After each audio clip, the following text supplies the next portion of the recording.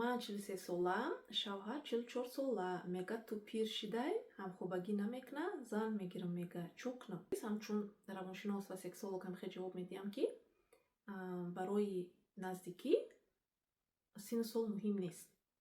Фарқ надорад 18 сола аст, 43 сола аст, 50 сола аст. Сину сол ҳамагӣ як цифр аст.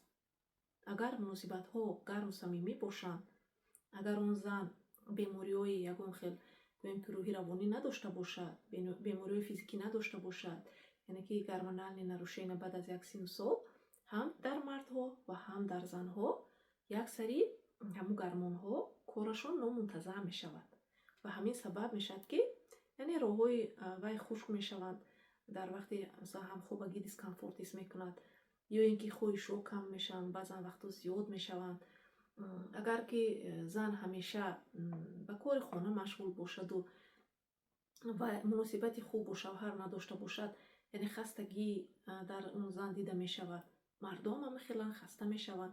Яъне ки ҳар хел омилҳо метавонад ба хоҳишҳои ҷинсӣ таъсир кунад, вале сину сол не.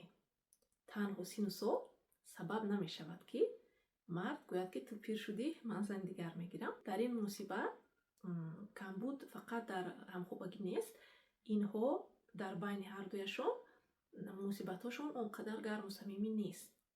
Барои ҳамин ин мард ҳамчун рафтор ба занаш мекунад. яъне чӣ кор кунед дар ин ҷо?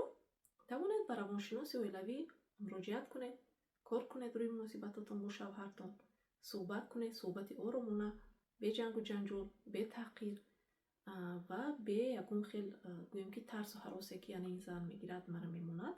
Ин ҳолати равонии шуморо бобадтар мекунад. барои ҳамин яъне сину соли шумо дар ин ҷо ягон ролро бозӣ намекунад. шумо чӣ фикр доред дар ин маврид? лайк ва подпискаро фаромӯш накунед. Дар зери ин видео фикрҳои худатонро нависед.